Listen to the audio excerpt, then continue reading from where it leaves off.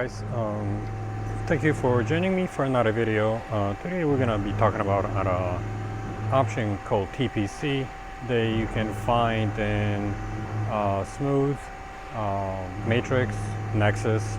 I'm not sure about the T1, T2 or T32s, but you can find it on the control. Option looks like this. It says TPC on it. From what I remember on the Nexus it was I think it was on the bottom screen, but I forgot. It's been 3 years I think since I've been on the Nexus.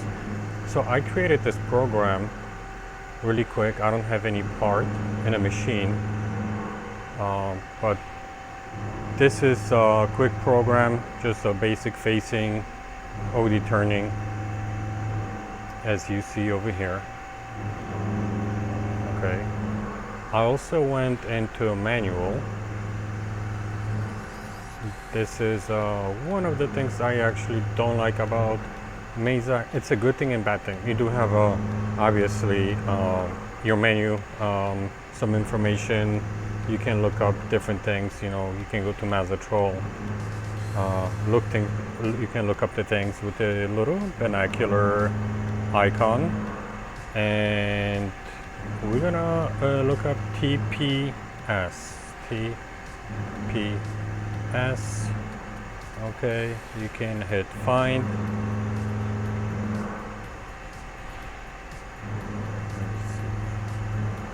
Find has completed. It didn't show me anything. Okay. Now this is a very useful position. This is actually very useful option. What I would use this option for, now imagine you do have a 10-inch or 9-inch part over here, and and let's say you started from 9 inches, you already cut down to 5 inches. The machine sounds like shit. It looks like your insert got busted. Obviously, maybe it's so bad that you don't want your tool go all the way, to the end, retract and go back and then catch the machine, then and change the insert. So technically, what's your other option? You would have to start, and then you either have to start cutting from the beginning, or you can dry run it. That's gonna speed up the process. But then you can also use a TPS. Okay. I'm gonna do a video on the dry run next. I've done the video, but the audio sounded like crap, so I'm gonna have to redo it. But just to show you what the TPS does, okay, so I'm gonna turn off the coolant. I'm gonna do the memory. We're gonna do the OD turning rougher. Okay. I'm gonna press the start. The jaws are closed. So, one thing. Okay, I have to send the Y home. And then I just made that program really quick. Let's say that this is gonna be my 0 and jaws not mounted, because that's how we roll, not mounted, unused. Okay, so play, okay, memory, start, and we're gonna get going. Cycle start condition error, no Y, retreat. Home. Let me see. So I got a code. I just what do you call it? Just turned the machine on. So let me just home position everything. Okay, memory clear. Rapid. Okay. Sorry for the delay. I'm on my lunch break, so I was just trying to do that video. Okay, let me see if now it's gonna work. Okay.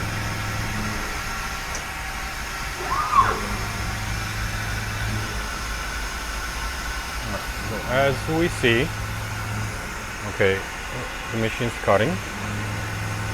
I'm gonna go to toolpath. This is the part. Let's scale it a little bit bigger, 2 inches. Okay. So we're good on here. Now we're gonna go to trace, part, store, 1.7. Okay. So as you see, the tool is running right now. Now, okay, so you insert what, it doesn't matter. I mean, this is just a simulation. Your insert just cracked, or you need to check something really quick, but you don't want to lose your position. You know, you've already been cutting for 10, 15 minutes, whatever your situation is, right? So what do you do? It's very important. Don't hit stop. Don't hit the reset. You can hit the handle mode. Okay. Depends what you're comfortable with, because you're gonna be pulling. You know, you're gonna retreat your tool away from the machine. But you can hit, let's say, handle 100. The machine stops. Okay. We are at 8.8 inches. So I'm gonna write that down. 8.8 inches.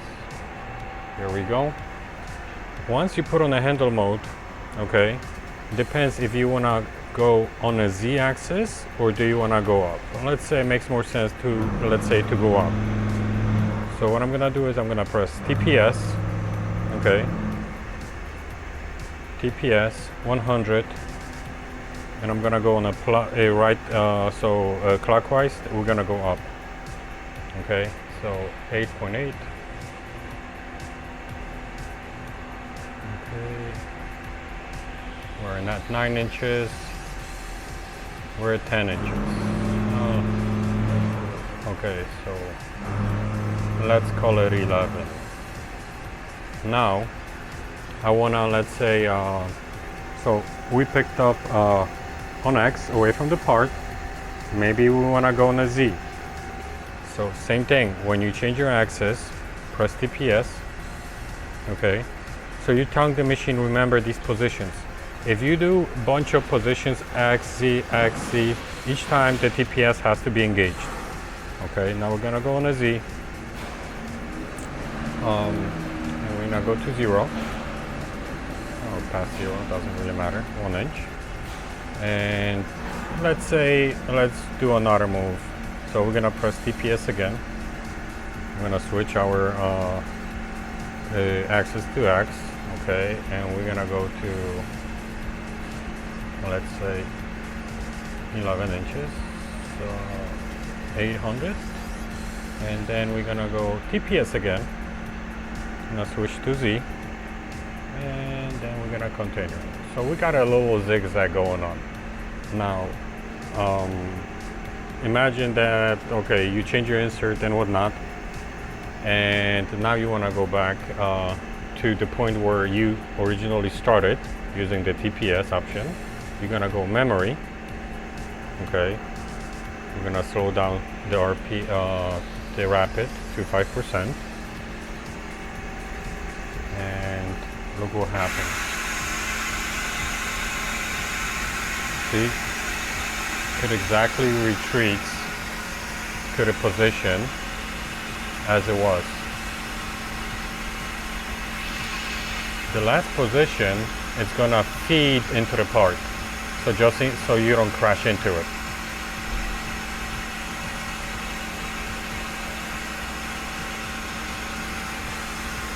That's why originally when you do, let's say if you're cutting at 8 inches, go up like maybe 200, 300,000, a little bit higher, okay? And then you can move on a Z-axis far away. So that means it's got a very little room to wrap it. So just be aware of that. I mean, we kind of went 2 inches, so anyway.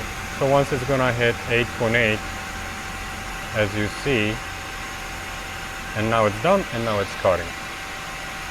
The reason they did that, I'm guessing, is, let's say for example, if you broke off a tip of your insert, and instead of, let's say, 200,000 of a diameter, you're only removing 50, and your tool kind of comes back and let's say would wrap it straight into the material instead of feed into the material on your last pass, then pretty much you would crush that insert again, and you would end up in the same boat that you originally started. Okay, so to reset, so remember TPS, to engage it, 1000, 100, whatever you're comfortable with, and each time you're gonna change your axis, TPS, and then move, TPS, move, TPS, and then to go back, just press memory, start, and it's gonna continue going. Alright guys, thanks for watching, and see you next video.